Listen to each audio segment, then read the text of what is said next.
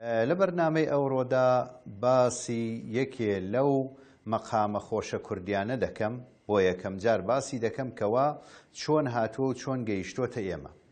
خۆشەویستان، مەقام موسیقیەکی تایبەتە، لەحنێکی تایبەتە، مەقام داهێنانی تەواوی دەوێت. مێژوو دەتوانێت مەقامێک دروستکە، مێژوو دەتوانێت قەتارێک دروستکە، مێژوو دەتوانێت قەتارێک دروستکە. واتە دروستکردن و داهێنان لە بواری مەقام و قەتار و قەتارەتا بەڕاستی کاری هەموو کەس نییە و هەموو کەس ناتوانێت ئەم هونەرە بەدی بێنێ.